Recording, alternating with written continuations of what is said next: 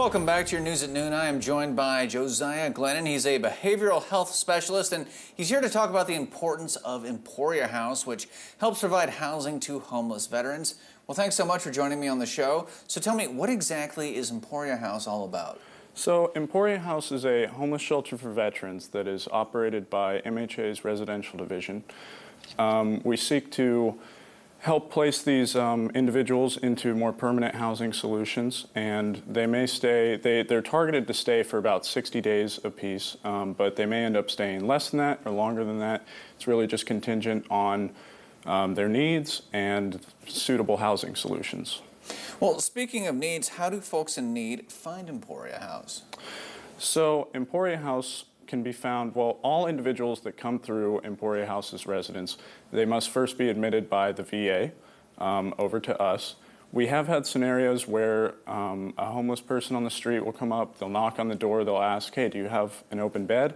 Unfortunately, we have to turn them away, but we'll ask if they're a veteran. And if they're a veteran, then we will give them resources to go to the VA, who then they can be admitted to us. If they're not a veteran, then we'll offer them resources to other open shelters in the area. Fantastic. Tell me, what exactly does a behavioral health specialist do? So a behavioral health specialist kind of covers a broad umbrella of a number of things. It primarily involves a lot of just listening to the veterans, communicating with them, talking to them, building rapport with them, establishing trust. We listen to their needs.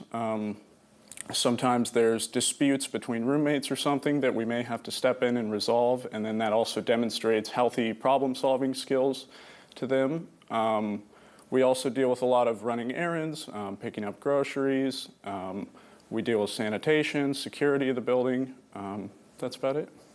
You know, you mentioned the difference between an open and a closed shelter. Why is it that Emporia House is a closed shelter? So because MHA works so closely with the VA has particular processes that are in place for a reason. And so we must abide by those processes. Open shelters, they provide a very valuable resource to the community of a bed, a meal, a warm place to stay, but it's only for a night.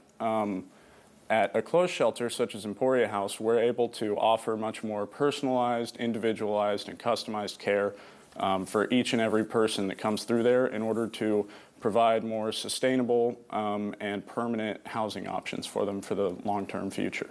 Fantastic. Final question, Josiah. If anybody wants to contribute to the Emporia House mission, how can they go about doing that?